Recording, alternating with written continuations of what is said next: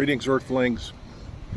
Today is August 1st, 2023, about 9:28 in the morning. It's 95 degrees, about 75% humidity, so if you're my friends in the Philippines and this is normal for you, it's normal for us too. About October 20th through this year, June. So we got 8 months of hell. I'm out riding my bike. I gotta get outside in the sun. But anyway, I stopped off at the Malecon today. And why not? Taking down some water. The heat index is probably about 108 degrees. And if you're not careful, it'll take you down. So anyway, today's video that I'll do a little bit later on is going to be, there's no fool like an old fool. Stay tuned. Okay, so I'm back in the house. Got back from a bicycle ride, as you see in the intro. Didn't turn out very well, but I'm trying out my new phone, the OnePlus 11. So far so good, I like it, but I got to get used to it. Using it right now. We'll figure out if this is the right way to go or not. As my intro said, we're going to talk about there's no fool like an old fool. And man, I got plenty of stories to go along with this, but today we're going to talk about Steve. And I've been kind of mulling this over for quite a period of time because there's a couple guys out there that just remind me of how careful you have to be. Steve is a big, lumbering, hot mess with multiple issues. I think he's on permanent disability and they're mental issues. I think he's on multiple psychotropic drugs.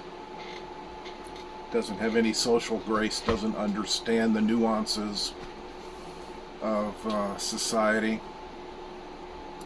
and is desperate for someone to pay attention to him. Like many people. When you're older, you become lonely. Maybe your family isn't paying attention to you like you used to. Everybody's so desperate to be validated in their lives. They want to be valued. They want to feel like they're important.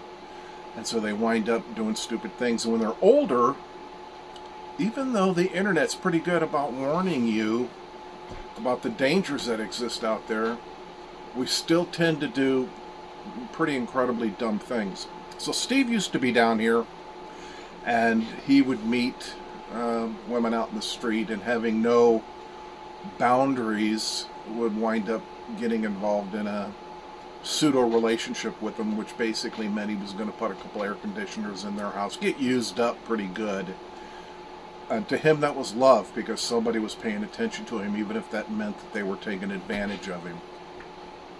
He seemed to be happy with that, but after a while they became tired of his demeanor, of his need, his constant simping. I love you, I love you, I love you. Just, he'd had a pathological need for validation, and so he would be off and on another one. Recently, he's moved away. He had a church. When he was down here, he had a church that was across the street. And people can smell simp. People can smell others that are in a difficult position, and they'll take advantage of them. And the people at this church sure took advantage of him, getting money from him all the time. But, he had somebody paying attention to him. And there was a woman over there, I think she was married, that was fleecing him for some money. And again, he was pretty happy with that because somebody was paying attention to him. Well, Steve moved away. Just the other day, apparently, he was visiting with a friend of mine, and he showed my friend a photo of a 27-year-old girl in a bikini, and apparently she's quite attractive, and I've seen thousands of these. We've all heard the stories. And this girl apparently lives up in Alaska. And of course he's never met her. And of course he's sending money to her every month, like $500 at a time. And she's constantly texting him. And the only communication he's had is through whatever website he met her on, and WhatsApp or Skype or whatever mode of communication that they're on. There are studies out there, and I encourage you to look them up. Maybe I'll put some in the links down below, that reflect that loneliness can be as debilitating as cancer. And we are people that are made up of chemical reactions, particularly dopamine. I encourage you to read a book called Dopamine Nation. I'll put a link in the description here, but the people that have invented social media platforms like Facebook, Amazon, all the dating sites, they understand that dopamine is going to get us to do things under certain stimulus. So, for example, with Steve, this woman is constantly texting him, and he'll hear a ding on his phone, and that'll produce a dopamine reaction, which is addicting, and you just got to keep doing it over and over and over again. And that's why, if you're a shopaholic, Amazon app is a pretty bad way to go. If you're a gambler, having online gambling is a problem. If you're an alcoholic, having booze in the house or going to the sports bars is a problem. If you are someone who's desperately lonely and you don't have any boundaries, you don't have a healthy self-esteem or ego, if you're not comfortable with yourself and in your own skin, it's likely you're going to go out there and be a victim to somebody who's been waiting for you to fall into the web for a while. And I promise, you're just one of many. When I was a private investigator, I would have these dialogues with mostly women who had somehow gotten involved, almost always online, with someone. These are usually older ladies, and they got involved with somebody who was much younger than them. Sometimes they met her in real life. Most of the time it was over the internet. And I would look at them and say, listen, what are you seeing that I'm not seeing here? What is it about you that's lovable? What is it about you that at 65 a 30-year-old's going to find attractive? I mean, these are hard lessons. I wish they were lessons, because many times they'd come back to me again with the same problem. Is this guy cheating on me? Is he scamming me? Well, of course he is. Yes. The answer is yes. That'll be $500, please. So, part of the lesson is that you've got to become the best version of yourself that you can be. Well, that'll help you as an individual, but it'll also help you if you wind up actually being involved with someone. Now, the likelihood at 65 years old of your finding love, there's a greater chance that you're going to be killed in a terroristic attack. I'm sorry. Those are statistics you can look up also. If you learn to value yourself, if you learn to have a self-esteem and an ego that's healthy, if you learn how to be single, maybe some things will happen for you that are positive. But you're not going to pay attention to who you are and what you are, you're heading into trouble. So here's a couple of things that might help you.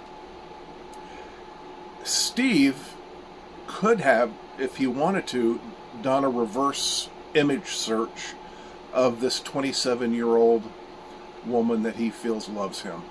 And that image search probably would have found that image had been used in multiple other websites, multiple other profiles of dating sites. It would probably have different names and different locations of that person. Someone like Steve probably isn't going to pay much attention, because he would say that other people have been stealing her photo. Now, There's no fool like an old fool. If you insist on going on the internet and having a long distance relationship, one of the things that you can do is have a video call. A video call will put you and that person in some kind of proximity where you can see that you're actually dealing with a human. Another simp that I'll wind up talking about later is John, who used to live down here. John's back and forth in the Philippines. He's so desperate for someone to love him. Anywho, John and many people that I know wind up getting involved in these Facebook relationships or whatever relationships. And in John's case, he drove all the way from here to Ensenada, which is several hours drive, to meet a woman who had posted a photo that apparently was a minimum of 10 years old, 15 years old, when she was 150 pounds lighter.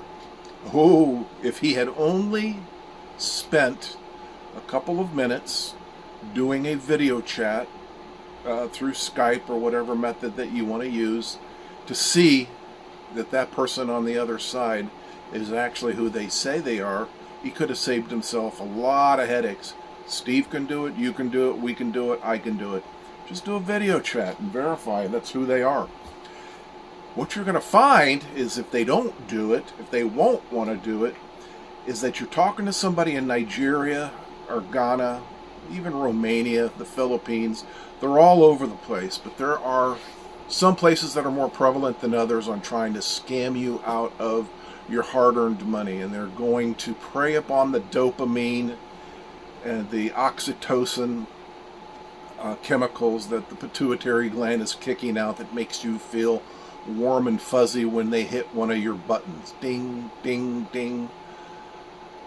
Anywho, you're probably not going to pay attention to it. What I'd suggest that you do, if you're not going to adhere to these things, is bind yourself. Binding is a way of protecting yourself from some of the things that are damaging to you. For example, if you're a gambling addict, you can call the casinos and have them put you on the do not serve list. If you're an alcoholic, you got to make sure there's no alcohol in the house whatsoever.